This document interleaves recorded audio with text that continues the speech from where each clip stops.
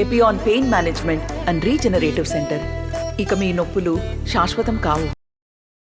తెలుగు రాష్ట్రాల్లో సంచలనం సృష్టించినటువంటి ఫోన్ ట్యాపింగ్ వ్యవహారంలో జైల్లో ఉన్నటువంటి డీసీపీ రాధాకృష్ణరావు తల్లి అనారోగ్యానికి గురైంది. గత నెల 12వ తేదీ నుంచి ఆమె కరీంనగర్లో ఉన్నటువంటి ప్రైవేట్ హాస్పిటల్లో చికిత్స పొందుతుంది. న్యాయస్థానం యొక్క ప్రత్యేక అనుమతితోని ఉదయమే హైదరాబాద్ నుంచి బయలుదేరినటువంటి రాధాకృష్ణరావు ప్రస్తుతం ఇక్కడ అతని తల్లి పరిస్థితిని పర్యవేక్షిస్తున్నాడు. ఒకసారి చూడడానికి న్యాయస్థానం యొక్క అనుమతి తీసుకొని రావడం జరిగింది. ప్రత్యేక ఎస్కార్ట్ బలగాల మధ్యలో వచ్చారు. ఆయన ప్రయాణించినటువంటి సుమోను హాస్పిటల్లో సెల్లార్లోకి తీసుకెళ్లారు. అప్పటి నుంచి పోలీస్ బందోబస్తు చూస్తున్నాం. మనమంతా కూడా దాదాపు పోలీస్ వాహనాలు, అక్కడి నుంచి వచ్చినటువంటి ప్రత్యేక బలగాలు, అలాగే కరీంనగర్ లో ఉన్నటువంటి పోలీస్ అధికారులకు సమాచారం అందించడంతో ఇక్కడ సైతం బందోబస్తు అరేంజ్ చేయడం జరిగింది. ఆయనకి 11 గంటల నుంచి 3 గంటల వరకు ప్రత్యేక అనుమతి ఇవ్వడం జరిగింది న్యాయస్థానం. ఈ క్రమంలో మనం చూస్తున్నాం ఇక్కడ వాహనాలన్నీ కూడా సిద్ధంగా ఉన్నటువంటి పరిస్థితి. అతని తల్లి పరిస్థితి రోజు రోజుకు క్షీణిస్తుంది. దాదాపు నెల రోజులకు పైగా ఐసీయూ చికిత్స పొందుతుంది.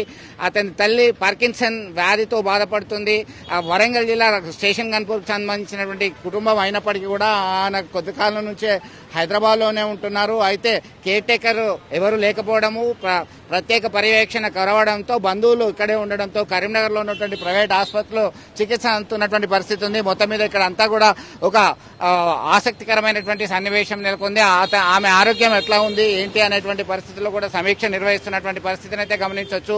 3 గంటల వరకు ఇక్కడే ఉంటారు. 3 గంటల తర్వాత ఆయన మళ్లీ హైదరాబాద్ జైలుకి తరలించడానికి ముందస్తుగానే వెళ్లినటువంటి పరిస్థితి. ఇతని ట్రాన్స్పోర్టేషన్ ఎక్స్పెండిచర్ అంతా కూడా ఆయన సొంత ఖర్చులే భరించాలని చెప్పేసి ఆదేశాలు జారీ చేసినట్టుగా మనకు అందుతున్నటువంటి సమాచారం. మొత్తం మీద ఇక్కడ ఆసక్తికరమైనటువంటి సన్నివేశం. ఒక రకమైనటువంటి ఆయన తల్లిని చూడడానికి ఆమె క్రిటికల్ కండిషన్ లో ఉంది.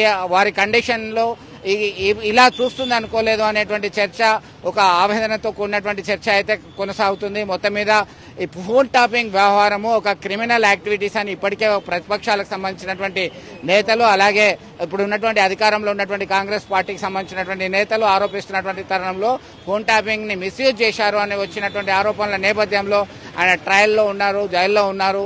ఆయనకి ప్రత్యేక అనుమతి తీసుకొని వచ్చినటువంటి పరిస్థితిని మనం గమనించవచ్చు. వీడియో జర్నలిస్ట్ సుమంత్తో కలిసి చంద్రశేఖర్, RTV, కరీంనగర్ నుండి.